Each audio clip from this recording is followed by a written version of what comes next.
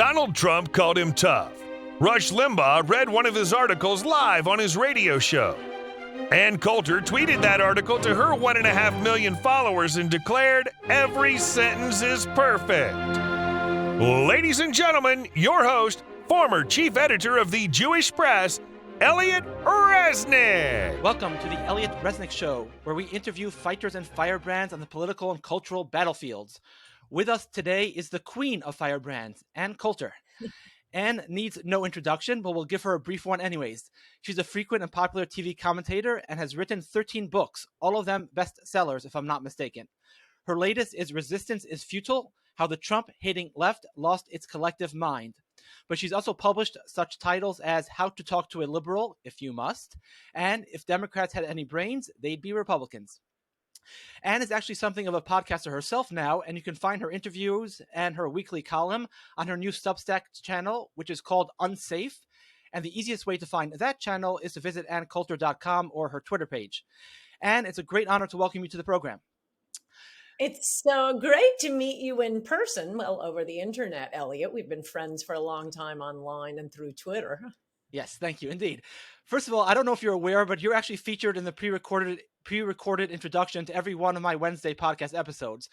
I wrote an article in 2017 that you liked a lot. You actually said, with some measure of generous exaggeration, that every sentence of that article was, quote, perfect. And my podcast intro quotes you to that effect, so thank you.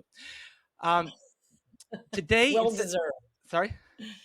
Well deserved. Oh, thank you. It was about Trump not going into Syria. Anyways, but today, instead of asking you about Trump, DeSantis, or Biden, and all the rest, I'd like to discuss some of the most controversial comments you have ever made. So let's start with something I heard you say at the New York Young Republican Club. Someone asked you what you think about America splitting into two separate countries, one red and one blue, and you replied something to the effect of, that would be the best case scenario. Explain. Well, I think people often use the idea of a civil war or a separation as a way of dodging that I don't think it's going to happen. That's why I say, best case scenario, that's in your dreams, baby cakes. But it's a way of backing away from the cultural battles we're dealing with. I mean, I could see a situation as foreseen by our founding fathers, where we have more of a federalist system, where Florida can do what it wants to do and California can do what it wants to do. And then people can vote with their feet, which, it's a pain to move, but that's better than being, if you're a red state person, being locked in an entire country that's California, or if you're a blue state person, being locked in an entire country that's Florida. So I would hope that is my realistic best case scenario, that we divide ourselves up and have very different states. Don't make everything a national law. I mean, that was a wonderful thing about the overturning of Roe v. Wade. It was just, sorry, I'm rambling, but it was just intellectually offensive that abortion was a constitutional right.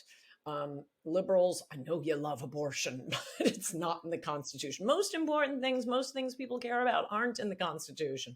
There's a right to bear arms. There's a right to free speech. And that's only the government not interfering. But most things are supposed to be decided at the state and local level. Well, that is the most freedom-promoting system ever conceived in the minds of men. Thank you, framers of our Constitution. Right, but I don't think liberals are going to allow us that. No, they're determined to ram their philosophies and their values down our throats, and they don't believe in what they used to claim to believe in, which is live and let live. Oh no. That's the funny thing about, and by the way, I haven't noticed, a massive lifting of shadow banning or restrictions since Elon took over. I wish he'd be a little more pedal to the metal on, set us free. But it is strange that liberals what they're upset about Elon taking over Twitter for is they don't want other people having free speech. And for you, and for those of you who know, or if you don't know about Twitter, if I could just quickly explain, you don't ever have to see an Ann Coulter tweet. You don't ever have to see an Elliot Resnick tweet. you create your own Twitter feed. Now, some people you'll follow might retweet me, and if that really upsets you, you can unfollow the person who just retweeted me. But by following people you like and then following the people they retweet whom you like, you end up getting, I follow, I think, thousands of people. A lot of them are liberals, New York Times and Washington Post, and of course, MSNBC and Joanne Reed. So and I think most conservatives think it's kind of fun to see what the left is up to. It is the mainstream media. But what liberals are upset about is someone on Twitter is going to be laughing, having a good time, sending out a funny meme that they disagree with. And that upsets them. No, we must control other people, even though I will never see that tweet. Right. So, but I think that is the situation, though, where they can't handle anyone disagreeing with them anywhere in the country. And, they have to go to a Christian bakery and ask the Christian baker to bake them a cake for these two men who claim to be getting married. I don't know what the solution is when they're that determined to be that intolerant. They really are. It reminds me of the old line about Baptists who were upset that someone someplace may be having fun, or maybe dancing. I forget what it was, but no, they are such fundamentalist lunatics about controlling people. This has been true for a long time. You never had like Jerry Falwell flying to New York to demand they shut down the gay rights parade, the Pride parade. But you do have liberals, on the Upper West Side of New York flying down to, Virginia to complain about, they're saying the Lord's Prayer in the schools. We must shut that down. Leave us alone. You can do whatever you want. Have the, gay pride flag in your public schools, but let's do it different ways in different states. Right. And I think actually we need to grow a spine. I like quoting Teddy Roosevelt these days. He said apparently about somebody, I think in his cabinet, whom he didn't like, he said he has the spine of a chocolate eclair. So that's what we conservatives have most of the time. And you notice when liberals have something that means very much for them, they defy federal law. So about marijuana, legal immigration, they say, federal government, you can say whatever you want. We're not obeying. We conservatives, the Supreme Court said, that's it, we're obeying. Yes, the sanctuary cities are just a stunning example of that. You probably remember when Obama was president, Arizona, of course, being overwhelmed with illegal aliens. And that's before Biden opened things up. So Arizona passed a law that was denounced as, it's like the Don't Say Gay bill, the Papers, Please law. It wasn't Papers, Please. You didn't have cops just randomly stopping Hispanics in front of Home Depot. But if police officers in Arizona or state officers, if they were making an otherwise legal arrest and they suspected the person they were arresting was an illegal alien, they were either required to run a check to see if the person was an illegal alien. Hysteria over that. It's like Nazi Germany. And of course, it went to the Supreme Court and was upheld, I believe, 9-0. Other provisions of the law were thrown out. The Papers, Please part was upheld 9-0. I think it was. Don't quote me on that, but I'm pretty sure it was. In any event, the argument that the Obama administration was making was, well, immigration, it has to be a national policy. It's part of foreign policy. It goes into the bucket of foreign policy. So we can't have, all the state was doing, and many states wanted to do, was enforcing federal laws on the books passed by Republicans and Democrats, signed by presidents into law over the course of the last 50 years, laws on the books. Obama said, I'm not enforcing them. Some states said, well, we're not going to go beyond federal law, but we're going to enforce federal law. And the Obama and the Democrats' position and MSNBC's position was, because immigration is in the bucket of federal policy, states can't even follow the law when the president refuses to follow the law. Okay, that's their position under Obama. Then under Trump, nope, we're not going to follow the law. We will not. We are sanctuary cities. There's no such thing as an illegal immigrant in our states or our cities. That is, until Ron DeSantis started sending them to Martha's Vineyard. You have famously said that women should not be allowed to vote. Why not? Mostly to point out the issue. I mean, I always, um, it is kind of a joke. Don't worry, just a pipe dream, never going to happen. But There are jokes in this world, Dan? it raises an important issue that you can go in a million different directions on. And that is, I think a study just came out recently. Single women, Democrats in the midterm elections lost every demographic except single women, who voted by like 37% for the Democrats.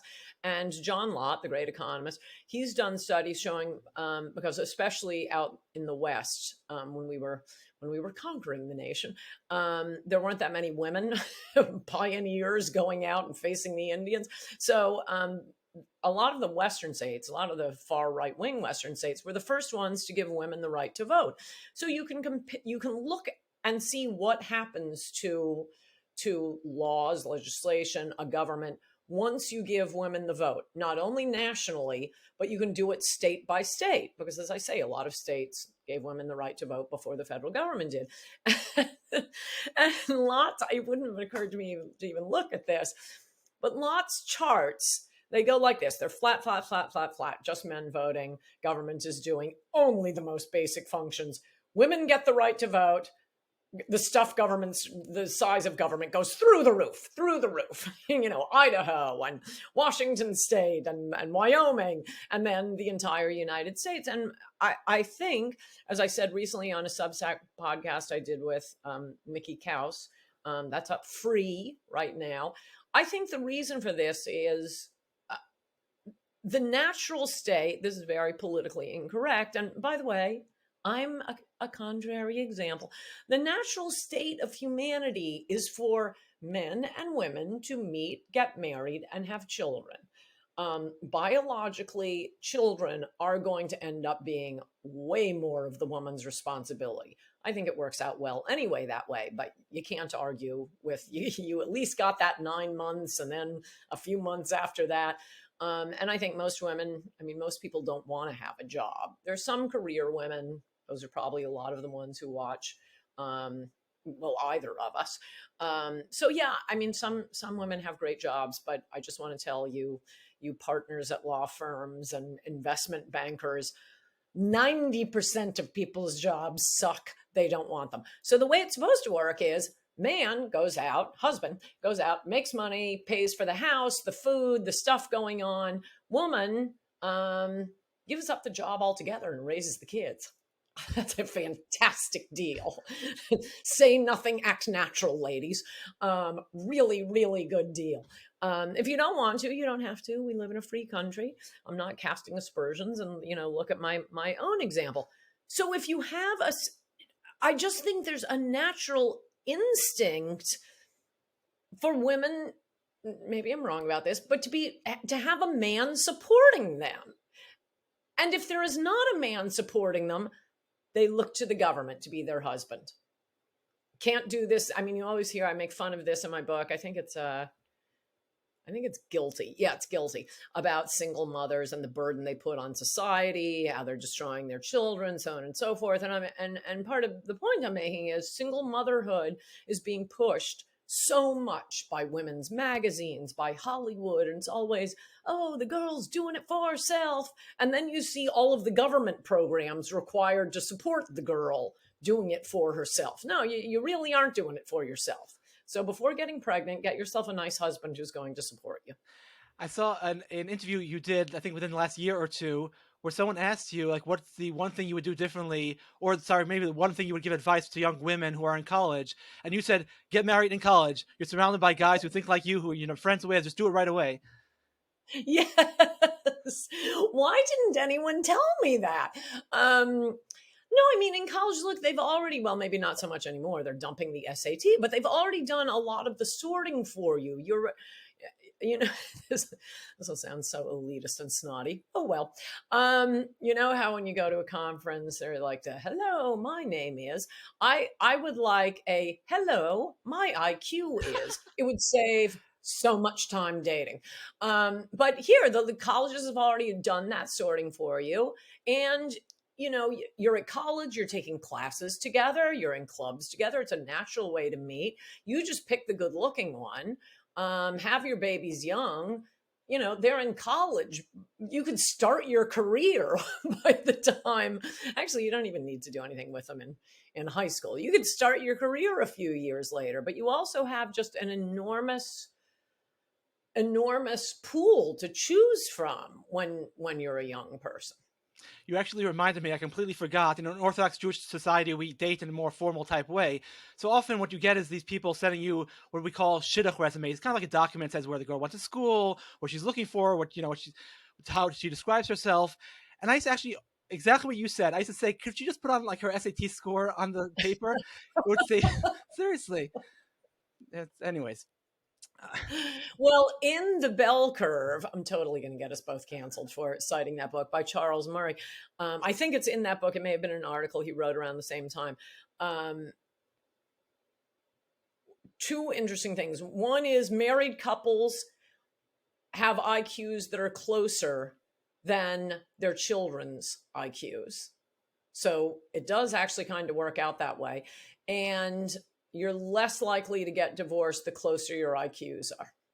Interesting. Closer than your children? Sorry, meaning what? Among themselves, I believe, if I'm recalling that right. So if you have the 3 kids, their IQs will differ more than mommy and daddy's will. Interesting. Okay, so just to end off on this question, so it's more that single women are looking towards the government as like their father or their husband, or is it also that you think maybe women vote too emotionally as opposed to intellectually? Sorry, hello? Did you hear the end of the question? Sorry. I'm thinking. Oh, sorry. I thought maybe we had a problem. Sorry. I do this all the time, and people think I've just hung up or I've wandered off. I'm thinking. I mean, in general, I reject the idea that I think it was popularized by Rush Limbaugh, that liberals are emotional and conservatives are intellectual. When I look at the advances the left makes, they seem like steely-eyed zealots to me. Oh, they're thinking the next step. They take the schools, they take Hollywood, they take the media, they know what they're doing. They don't waste, well, some of them are idiots, admittedly, but it seems very determined to me and not emotional. And a lot of times conservatives are more on the emotional side. I mean, the endless, and look, I was introducing Trump 2 weeks after he announced in 2015. I wrote "In Trump We Trust," but he didn't keep his promises. I will not attack him right now. My Twitter feed, my Substacks have all of that. Not all of it, but to be continuing this MAGA thing and this Trump thing, that seems very emotional to me. The January 6th, it wasn't an insurrection. It was like college kids taking over the dean's office. So give me a break, media. Having said that, what was the point of that? I mean, they looked like complete morons. We're going to be hearing about that for the rest of our lives. That was emotional. That totally screwed us. So in general, I reject the emotional intellectual, but as I just said this on my Substack with Mickey, explaining why single women are so left-wing. Big part is they're looking to the government to be their husbands. And then the second part is in endless studies, there are differences between men and women. And one is women are much less likely if they're in a group of people, whether it's girls, males, females in class, if they disagree with the majority, they are much less likely to say it out loud. Whereas I forget how they phrase the questions, but men will say, "Oh no, I'll just say what I think is true." I mean, I'll say it nicely. I'm not going to get in a fist fight over it, but I don't mind if everyone in the room disagrees with me. I'll make my point. And so women have much more of an instinct, perhaps biologically based. We're smaller, we're weaker. They put much more of a premium on getting along. And so if you've gone to any college in America, if you want to get along, you're going totally woke. Whereas the college Republicans are, I don't care if everyone hates me.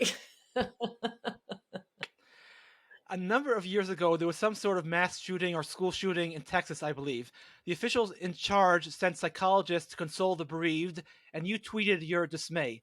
I don't remember your exact words, but you essentially said that priests should be offering consolation, not psychologists. I happen to think that modern psychology is responsible for almost every ill plaguing our society, but you hardly ever hear anyone, even on the right, criticize it. You did, at least in this context. Why? Yes, and I'm sure I would have expanded it beyond priests. I'm a Presbyterian, not a Catholic. But priests, rabbis, ministers. I mean, any religious person knows that the comforts of religion and really the advantage it gives you in life. You see all these secular substitutes for it: meditation, crystals, and what are the? Oh, and yeah, I mean, we have a total religion with the whole gay pride thing right now, and the transgender thing. Well, I don't care what the physical world is. I would believe this anyway. Real religions have been around for thousands of years for a reason, and so, I mean, if there were a class shooting, if something traumatic happened to me, oh my gosh, the last person I want to talk to is some sort of shrink, or worse, oh, I went to a social work school. Sorry. I'm sure many of you social workers are very dedicated. If you're watching this podcast, you're probably magnificent, and I love you and keep doing what you're doing. But by and large, I mean, one thing I've always, I don't know if they have stats on this, but my sense of psychiatrists is they don't really have a motivation for you to get better. The longer you need to keep, if they cure you, well, they just lost a client. Okay, that's unkind, but I do think it's true. I had a professor once, and I've had lots of professors, so this isn't giving anything away, but we used to smoke in his office. I give something away. And he was very well-known professor, doing very well for himself. But anyway, when he told me he was going to see a shrink, I laughed at him. What are you going to see a shrink for? And one of the things he told me, this sticks with me to this day, that, he was talking to his shrink, and he always got straight A's. And one time, I think it was at college, he came home with an A-, one A-. And his father looked at his report card and said, "Oh, you got an A-. You really screwed this class up."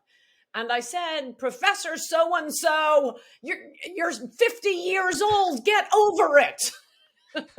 Move on." And religion does keep you looking, I think, not like dwelling into your own past and what happened to me when I was 4. You're looking forward. You're looking upward at God. Right. And I think also religion gives you like wisdom of the ages. It makes sense of the world. Like, what is the psychologist? What wisdom does he have exactly? This, 35-year-old just graduated college or graduate school. What wisdom does he have at all? They call it a science. Yes. It's philosophy, but it's like a secular, vapid philosophy versus religion, which could actually explain things to you. Even if you look at these old movies, like, from the 1930s, they say like, oh, your father died, he's now in heaven. Like, even that gives you more consolation that some shrink is going to give you, I would think. Yes. Oh, yes. Good point. Yes. A lot of wisdom in the Bible. Very, very annoying. It gets me really, honestly, because basically psychology makes you self-centered and puts all of your problems on other people. That's all it does. Like, let's talk about me now. Oh, sure. That's a great idea. That'll make your life much better. Yes. And then they find out, I think I just read this in the New York Times yesterday, which you don't need to tell a religious person. I don't know if it's the New York Times or some other liberal publication, that it was something about, I think it was somebody saying it was a response to, if you get depressed around the holidays, it's been found that if you want to avoid depression, help others. I think it was in the New York Times. It said people who are charitable, kind, helping others are less likely to be depressed. Yeah.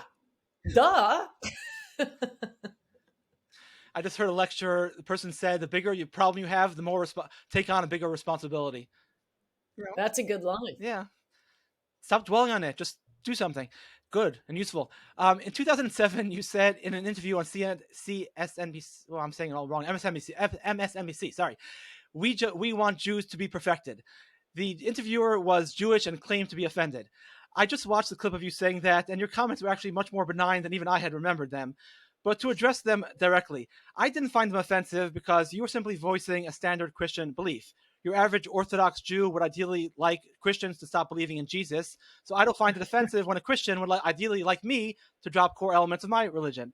So to me, the whole controversy is much ado about nothing, but I wonder what you think about this particular controversy for 15 years later. Well, I was sort of baffled at the time. I violated, I think you mentioned the title of one of my books, How to Talk to a Liberal If You Must. And the opening chapter has it's like except it's 20 commandments. Never do this, never do this. And one of them is never apologize to a liberal, never extend an olive branch to a liberal, never, that along those lines. Well, I violated my own rule because it was Donnie Deutsch, and he is very dumb. So I thought he was just being dumb. And he must have misunderstood. In fact, during the break, I said, no, you've totally misunderstood me. You can't say that to me. You got to bring me back on and let me explain, which is basically what you just said. I found two things I found out later. One was like years later. One was 2 days later. I was on the Kudlow show. Larry Kudlow, he had a show on the same station. It was CNBC, which was the only business station. Fox Business was about to start. And so Danny Deutsch, or whatever his name is, he was under orders to make news. And he did it, but I was just the sacrificial lamb, come up with something to get offended by, attack her. And he was like on the Today Show the next day. He was all over the media talking about this, this outrage. And then a few days later, I don't know, the next week, I'm on Kudlow, and he told me secretly, he said, we were under orders. We got to do something big to get ourselves all over because Fox Business is about to start. The other thing, it's not like somebody had to tell me this. It was like a light bulb going on over my head. And that is, I'm a lawyer, so I didn't realize that most people don't know that you talk about perfecting a contract. Perfecting a real estate deal. It's a synonym for completed. And most people think perfected is some sort of version of meaning perfect, like really, really, really good. So I was kind of baffled by the whole thing because, yeah, you guys are waiting for a Messiah. We think the Messiah's come. It's kind of just pure logic. We say, well, if you accepted our Messiah, you would be a perfected Jew. But people thought that meant like really good Jew as opposed to completing the story. Right. I guess to play the devil's advocate, which I don't really like playing in this case, because in this case, the devil is really the liberal. But essentially, in Europe, throughout history, there was many times where Christian excess led to Jewish deaths. Right, there was some, rabid priests who riled the crowd up, and they were all drunk around Easter time. I don't know, and they went out and they butchered some Jews. But I always say American Christianity, for whatever reason, has never been like European Christianity. I don't think a Jew in America has ever been killed in the name of Christianity, which was not the case in Europe. So I think some people hear, oh my gosh, she's saying that Jews should really be Christians. That means she's an anti-Semite. That means she wants Jews dead. It's like, no, not at all. But I think that's how in people's minds who don't think rationally, that's where they go or something. That's a really good point. And I believe the whole conversation started, this is a long time ago and I haven't watched it since, but I think he asked me if I went to church, and I said, yeah, you should come with me. It's a really good church. And I ought to say the church I went to is Redeemer, Tim Keller. It was held at Hunter College in New York, and it was huge. It was like your best college professor ever. And it was actually really interesting. I brought Jews with me. I brought Ron Silver with me once. It was really interesting because even if you're not a Christian, he would just go through a lot of the Old Testament stories, which just FYI is so baffling to Christians because there's a lot of crazy stuff in the Old Testament. So it was just really, really interesting to get the story and the point of the story. I have brought, Keller has retired. I listened to his sermons. It's was at redeemer.com. I listen to them online now because he's better than any other minister I found. And I just learn a lot more. I have brought gays, Muslims, Jews, total secularists to this Hunter College auditorium where the minister is wearing khakis and a button-down shirt. It used to attract, I mean, it was like a mega church in New York City. It would get 600 to 1,000 kids. I was the oldest person there 4 times every Sunday. That's how good he was. But it was interesting. So that's how the whole conversation begins. Yeah, you want to come with me. Not exactly trying to kill him. Right. I think actually also, because I just watched the clip today, you were talking about, you said, what's your ideal America look like? So you were trying to explain basically the way America used to be, where it was more uniform. So I think you said everyone's patriotic, everyone's Christian. You were just trying to explain, kind of like bringing America back to where it was. I was just reading actually de Tocqueville's Democracy in America for the first time in my life. And he says one of the things that holds America together is that people actually agree with each other. They're all from the same culture, from the same background. You know, they're not arguing about drag queen hours and transgenderism and gay marriage. When you have a society that's agrees with one another, it's more cohesive and it's more stable. And I think it's more part of what you were trying to say, and he went bonkers. By the way, I just quickly comment on your Old Testament thing. One of the arguments we say for why the Old Testament is true, it's actually accurate history. If you were trying to make up a religion and make up a history of a people, you would never record such stories in there. You know? Yes. So if they're there, they must be true. Raping their father. Yes. Sorry, say it again. Sorry. I said daughters raping their drunk father. Yeah, there are strange things there, but yeah, you would not make it up. I agree.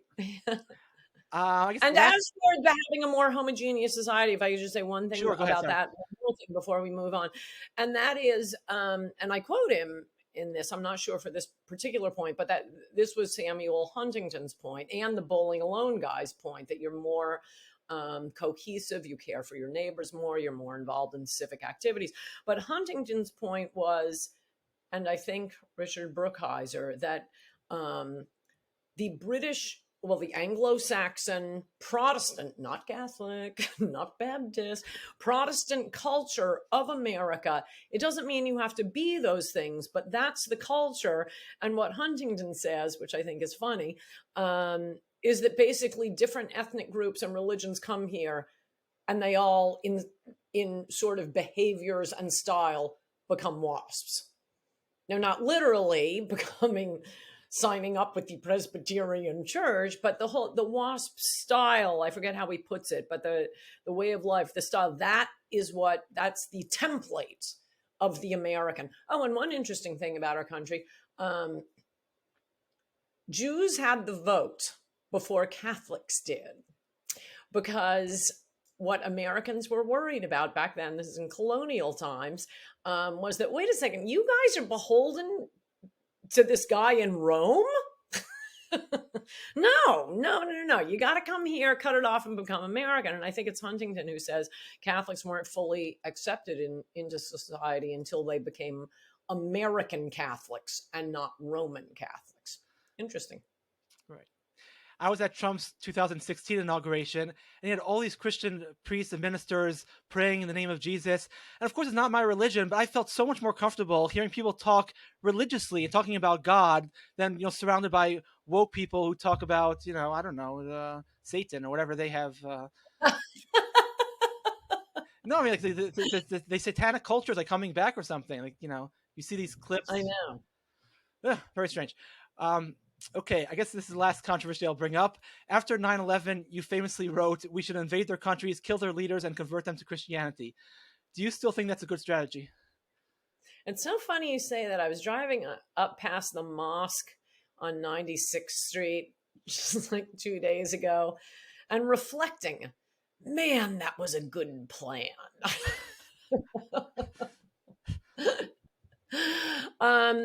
I wrote that column the night of 9/11. I was stuck in Queens because I was flying that day. And Giuliani, I suppose correctly, you could get off the island. You couldn't get back on the island. I didn't even know anybody in Queens, but I couldn't get back to my apartment. Eventually found some friends to stay with. And funnily, I'd written a really boring column in advance because I knew I was going to be flying that week. And it was like on taxes. Literally, I never write about taxes. Well, okay, that one's gone. Got to write about what just happened. what I was referring to, it isn't it, um, it isn't as crazy as it might sound. I mean, that's basically what we did in the Pacific after World War II. MacArthur put out a call for Christian missionaries. They poured into Japan. They poured into Korea, South Korea, after the Korean War. And Christianity took in South Korea. It did not take in Japan. But one thing that, I don't know, maybe there's something else going on, but then liberals are going to have to tell me, oh no, it's genetic. But it does seem, to quote candidate Trump, that we got to figure out what the hell is going on with Islam. Yes, I mean, I say thank God now Islamic terror has kind of sort of almost died in America, but I don't think it's any thanks to us. I think God is just being very nice to us basically. But otherwise, when you have countries attacking you or a culture attacking you, and you have no way of only the bad ones, but we have no way of identifying the bad ones from the good ones. We know it's coming from a certain culture, from a certain region. So you have two options: either you could sort of shut off all immigration, which is also something you have suggested doing. You kind of just put up a wall and say, you do crazy over there and we'll stay here and thank you, Yes. Or you say, look, the problem's coming from here. We're going to attack the place where the problem is coming from. And if the innocents have to die, that's just the way it is, because wars are collective enterprises. Wars are not individual enterprises. We didn't attack the Japanese pilots who attacked us on Pearl Harbor, right? We attacked Japan. So you're saying, look, this attack comes from that region, this religion. We have no option but to capture and conquer our enemy, the way I saw it. Yes, and I mean, I was a great enthusiast of the Iraq War, and I think the same way, yes, of course, I would support Trump in 2016. Yes, in 2001 and 2002 and beyond, I absolutely would still support the Iraq War. Now, I didn't say, and then go to Afghanistan, hang out for 20 years and paint George Floyd murals, but supported the attack to knock out the Taliban in Afghanistan. And my argument for the war in Iraq, and this is well documented in speeches and columns I was writing at the time, is that, I mean, there are a lot of reasons to take Saddam out, none to keep him in. But it wasn't because of him violating, the UN inspectors. I don't care about the UN. I just cited that to taunt the New York Times. They want, the UN, we must defer to the UN. Okay, guys, you want to invade Iraq now? No, my argument, or one of the main arguments, was that we needed an Arab Israel in that part of the region. A weird thing about these Muslim countries is that, by and large, you either have sane leaders, crazy people, or crazy people, sane leaders. Or did I do that wrong? Crazy leaders, sane people. So if you just take out, I mean, Iraqis, like Iranians, unlike Afghanis, where we were trying to nation build, Iranians and Iraqis, the people themselves, very pro-Western, very civilized. The ones who come here aren't the ones, by and large, causing any trouble. But you have, this monster who's their leader, and those winsome sons, Uday and Qusay. I haven't thought about this in such a long time, but don't forget those guys. So if we just knock him out, and I think to this day, I think Iraq is better than it was under Saddam. So I have no regrets about that. I now look with much more of a skeptical eye, not because of Iraq, but because of everything else, on anything done by our military. It has become very woke. It has become very, very woke. And right now, and also we have enough problems at home. Right now, I say, for example, with Ukraine, with China, wish the rest of you good luck. I would like to try out Fortress America for a few years, assimilate the ones we already have, take care of our own people. But the money and distraction, the things that get wasted on, you realize the news isn't good for liberals when all they're covering on CNN and MSNBC is Ukraine. That's just like, okay, insert that. We're not going to talk about the mass shootings in California committed by Asian immigrants. Right. I think I had two problems with the Iraq War. Not in the beginning. I supported it in the beginning, but either number one, I'm sort of an isolationist when it comes to foreign policy. But number two, if you're not going to be that way, I like Mark Stein's comment, which is that Americans make for terrible colonialists. Yeah, we're terrible Yes. colonialist power. You know, the British went into a country and said, "We are now in charge. We have the superior civilization, and we're going to be doing things our way, and you're going to be listening to us." America, we go in there, we apologize. No, we're sorry. That's not the way it works. And that's what we did in Iraq, you know. Yes.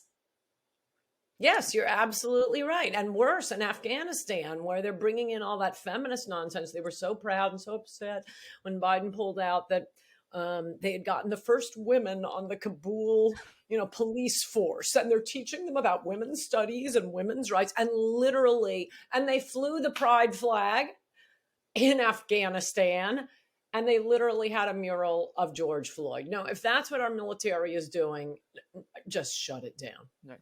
What are your prognosis for the future? Because, I mean, going back to the Christian Jews and the uniformity, at the end of the day, Jews and Christians have actually, especially nowadays, 10 times more in common considering the alternative groups. We at least still believe in the same Old Testament, same moral values. But now we have a whole woke left, an atheist left. And I hate to be even more controversial, but I mean, Asian Americans are very hard workers, very good people. But culturally speaking, they don't even share the Bible at all. So, like, I don't know where we go forward in terms of, uniformity in terms of a country. What's your prognosis? Sorry. Well, adios America. I'm glad Trump flipped through it and used it for that 2016 campaign, but I wish he had paid a little more attention when he was running the country. Immigration is everything. It isn't just the beautiful plains. It isn't the Grand Canyon. It is the people that make up a country. And the left is pedal to the metal to turn our country into a third world country. Boy, have we seen that with Biden. So I suggested in my book, and Trump did when he was running for office, a 5-year moratorium on immigration. Take time to assimilate the ones who are here. Obviously, things like, it was funny when I worked for that Senate Judiciary Committee. This was in the late 90s. I wasn't working on it, but the welfare reform bill was going through. We had a very small office. So we're all chattering with one another all the time. One of the provisions, the one provision in the welfare reform bill, this was after the 94 election, so Republican House, Republican Senate, Bill Clinton president, was that immigrants to this country could not go on welfare for their first 5 years here. And for the next decade, that the New York Times called that the cruelest provision of the welfare bill. It was bashed throughout the media, whereas I suspect if you talk to the average American, wait, that's not already the law? We're bringing in people who are immediately going on welfare?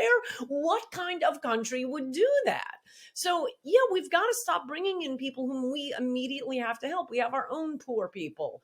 We have our own disabled. We have our own people born with astronomically expensive medical problems. We have our own criminals. We don't need to be importing all the rest of them from the rest of the world.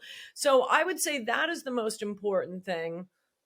I am worried about Koreans. I think we can save the Koreans. I am worried about other Asians, mostly because, you know what I was just saying? This is my impression of things. Saying about, and this has been studied, the difference between men and women in terms of getting along with people versus saying what you think is true. And I suppose an argument could be made for either one. I'm going to speak the truth, or can't we all just get along?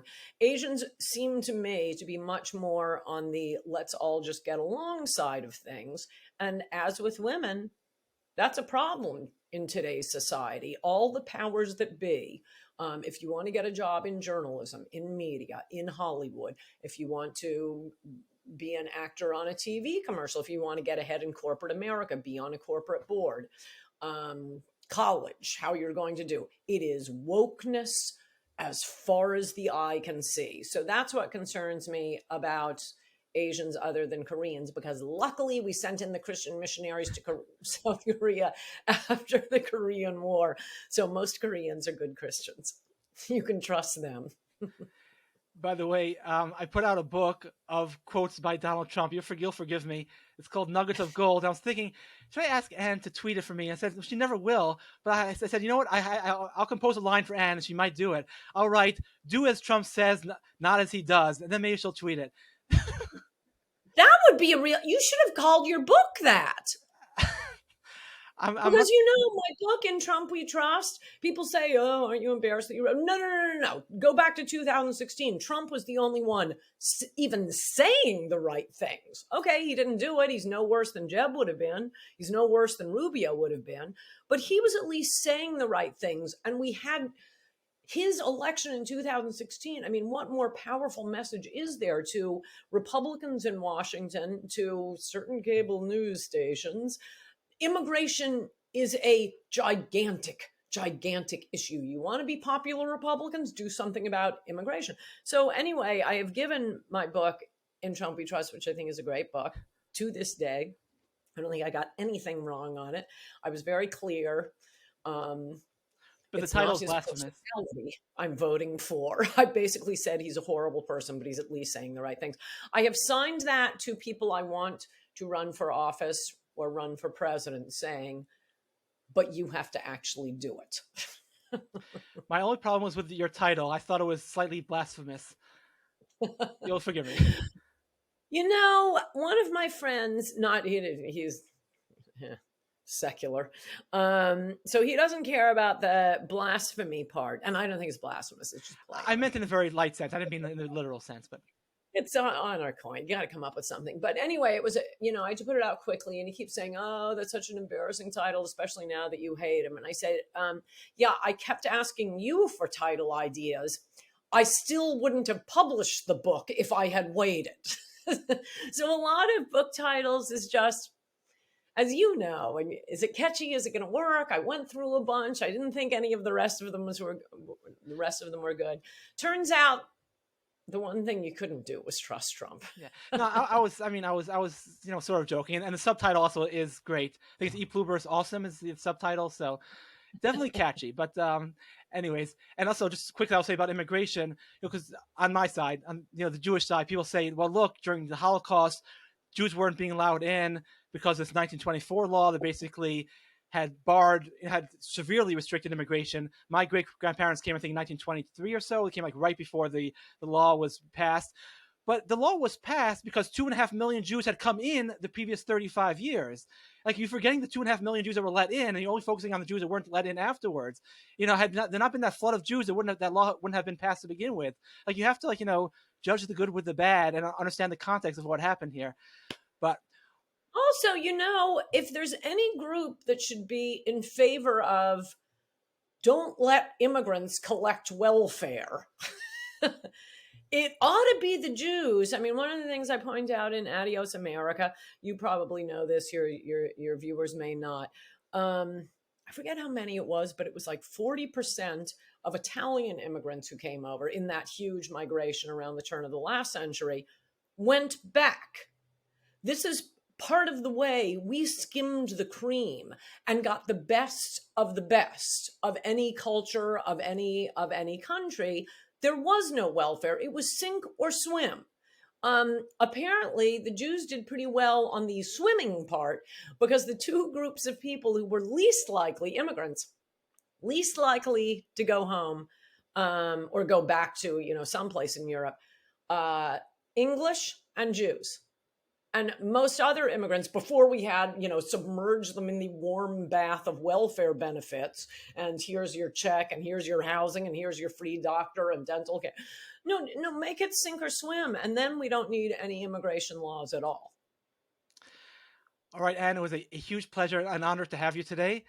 Listeners, viewers, if you want to learn more, read more, watch more of Ann Coulter, go to her Substack channel. And Substack's a little bit confusing. I went there, I searched for your name, I didn't find you right away. So easiest thing is don't go to Substack. Go to anncoulter.com. When you go to anncoulter.com, there'll be a big box that says Ann Coulter Substack channel. Just click on that, and that's how you'll get to her Substack channel. Again, an honor and pleasure to have you, Anne. Great to talk to you, Elliot. See you again soon. Thank you.